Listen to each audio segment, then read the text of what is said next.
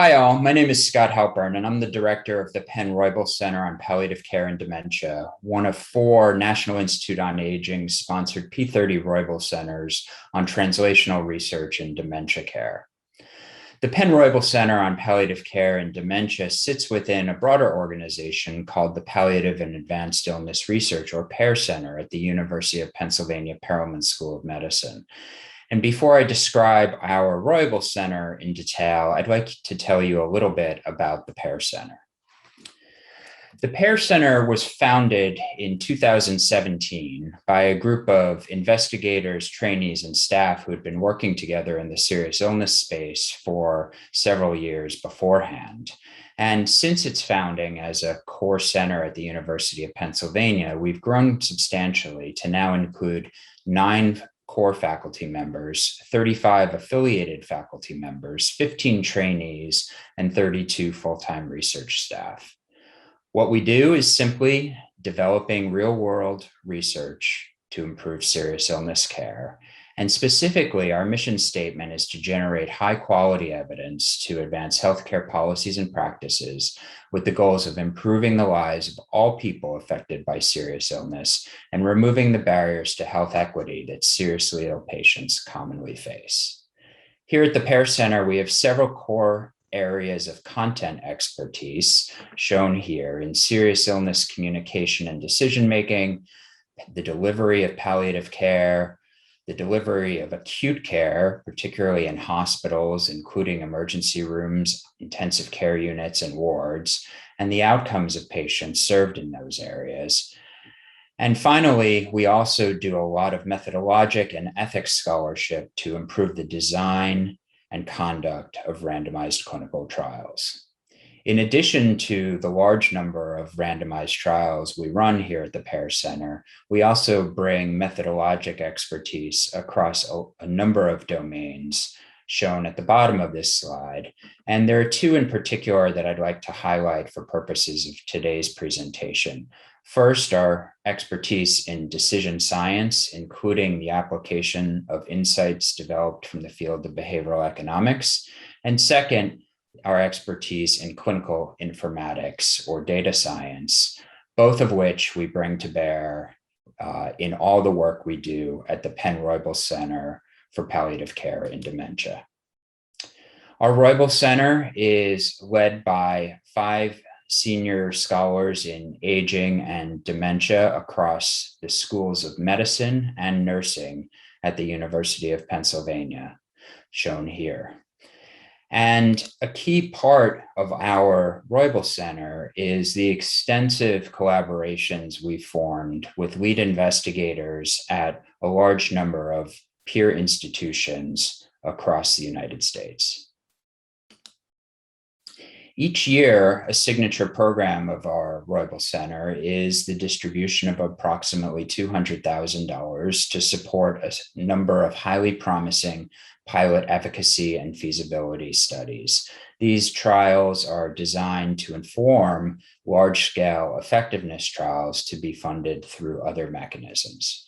We use a lot of criteria to evaluate the applications that we receive each year, including the fit with our themes of behavioral economics and data science, the potential for the work to lead to future funding, importantly and increasingly, the potential to mitigate the many inequities that are relevant in the care of patients with dementia and their family caregivers, and a number of other criteria that our steering committee members take into account in selecting our pilot programs. We release our call for applications around March of each year, and we hope you will look forward to forthcoming announcements and consider submitting an application. Here are the pilot programs, studies that we funded during our first 2 years. In the first year, we supported Dr. Nancy Hodgson, who is a professor at our nursing school, to expand upon an existing web-based advanced care planning application called Our Care Wishes to be specific to persons with dementia and their family caregivers. The second study we funded in our first year went to Drs. Gary Weissman and Kate Courtwright, seeking to use techniques in network analysis and other data science methods to identify clinicians who were more or less likely to engage their patients with dementia in advanced care planning, and to thereby use that information to understand how that practice disseminates across social networks and can be leveraged in efforts to enrich future trials of modifying clinician behavior to improve advanced care planning broadly for persons with dementia.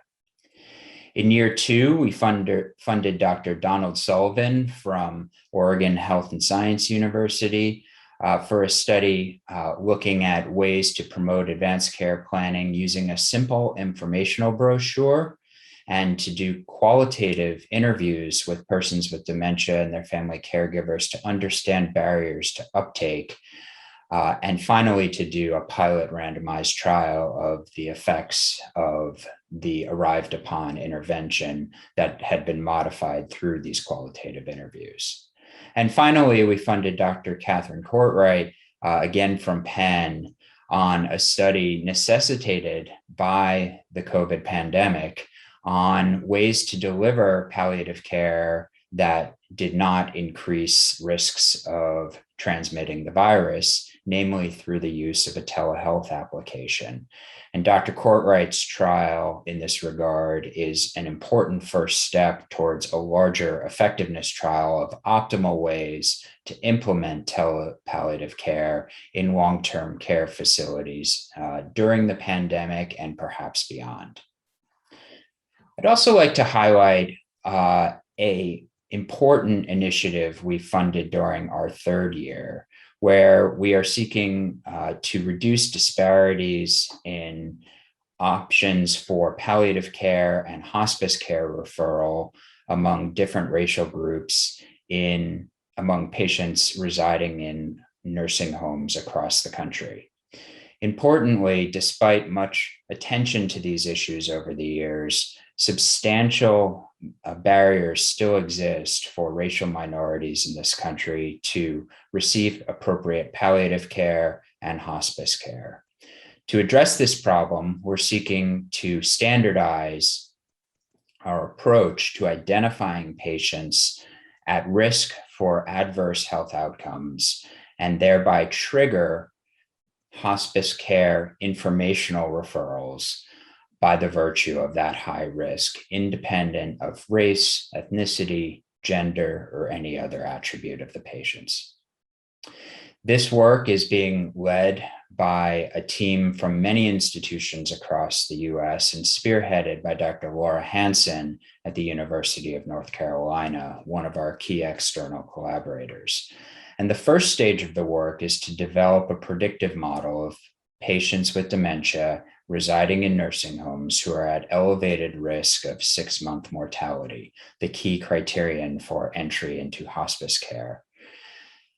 Before disseminating that model, we will use methods that we have innovated to determine the racial equity of the prediction model itself. And then we will conduct a pilot randomized trial of using that model to trigger hospice informational referrals for these patients. It would be impossible to do a study of that scope without an incredible collaboration with a large owner of nursing home facilities around the world. And we are incredibly privileged that our Roybal Center partners with Genesis Healthcare, including the leaders you see here, Drs. Joanne Reifsnyder and Richard Pfeiffer, and Bethany Sewell, the Director of Clinical Research at Genesis. These individuals and their colleagues across this large owner of nursing homes throughout the country have been fundamental collaborators on all the work we've been doing here at the Penn Roybal Center. And we're extremely grateful for this collaboration and looking forward to future collaborations with other organizations with similar values. Thank you very much for your time and attention. Again, my name is Dr. Scott Halpern, the director of the Pear Center and the Penn Roybal Center on Palliative Care and Dementia, and we can be reached both by email and on the web. Thank you very much.